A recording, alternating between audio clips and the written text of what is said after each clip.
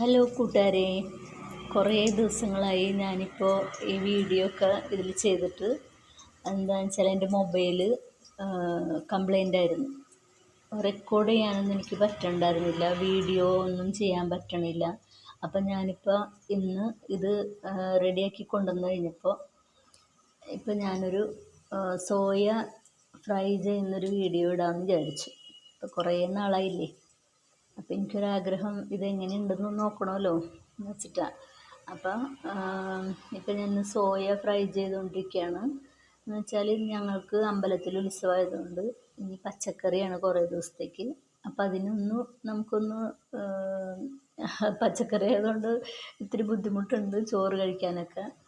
അപ്പോൾ ഇറച്ചിക്കറിയുടെ പോലെ, ഇറച്ചിക്കറിയല്ല, ഫ്രൈ ആയിട്ടാണ് ചെയ്യണത്. ബീഫ് ഫ്രൈ പോലെ തന്നെ സോയേനൊന്ന് ഫ്രൈ ചെയ്തിട്ട് നമുക്ക് റെഡിയാക്കണം. അപ്പം അതിന് വേണ്ടിയിട്ടുള്ളൊരു തയ്യാറെടുപ്പിലാണ് ഞാനപ്പോൾ സോയ തിളപ്പിച്ച വെള്ളത്തിലിട്ട് എടുത്തിട്ട് അതിൽ ഉപ്പ്, മുളക്, മഞ്ഞൾ, കുരുമുളക് പൊടി, മസാലപ്പൊടി, ഒരു ലേശം കായപ്പൊടി, ചൊറുക്ക, ഇതൊക്കെ ഇട്ട് തിരുമ്മി വെച്ചിട്ട് ഇപ്പം ഞാൻ ചട്ടിയിൽ വെച്ച് ഫ്രൈ ചെയ്തുകൊണ്ടിരിക്കുക. അപ്പോൾ അതാണിപ്പോൾ ഈ കാണുന്നത്. പിന്നെ ഒരു പ്രാവശ്യം ഫ്രൈ ചെയ്ത് വെച്ചേക്കണതാണ് ഇത്, കണ്ടില്ലേ? അപ്പോൾ ഒരു ബീഫിൻ്റെ ഒക്കെ ഒരു സ്റ്റൈലിൽ തന്നെ ഇരിക്കണല്ലേ ഇത്. അങ്ങനെ വിചാരിച്ചിട്ട് വേണം ചോറ് തിന്നാൻ. അപ്പോൾ ബാക്കി ഞാൻ ഇത് ഫ്രൈ ചെയ്ത് കഴിഞ്ഞിട്ട് അടുത്തത് എന്താണെന്ന് പറയാം. അപ്പം നമുക്കിതിലേക്ക് സവാള അരിഞ്ഞത് ചേർക്കണം. സോയ ഫ്രൈ ചെയ്ത് കഴിഞ്ഞു, ഇനി സവാള ചേർത്തൊന്ന് വാട്ടണം. അത് സവാള വാടി വരട്ടെ.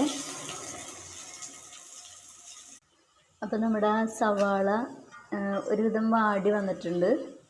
അപ്പം ഇനി അതിലേക്ക് ചേർക്കാൻ പോണത് ഇഞ്ചിയും വെളുത്തുള്ളിയും പേസ്റ്റ്, കുറച്ച് വേപ്പിലയും കൂടി ചേർക്കണം. അപ്പം അത് രണ്ടും കൂടി ചേർത്ത് ഒന്ന് മിക്സാക്കാം. അപ്പം നമ്മുടെ സവാളയും ഇഞ്ചിയും പച്ചമുളകൊക്കെ വാടി വന്നിട്ടുണ്ട്. പിന്നെ അതിലേക്ക് നമ്മുടെ സോയ ചേർത്ത് കൊടുക്കുകയാണ്. സോയ ചേർത്ത് എല്ലാം കൂടി ഒന്ന് മിക്സ് ചെയ്യാം.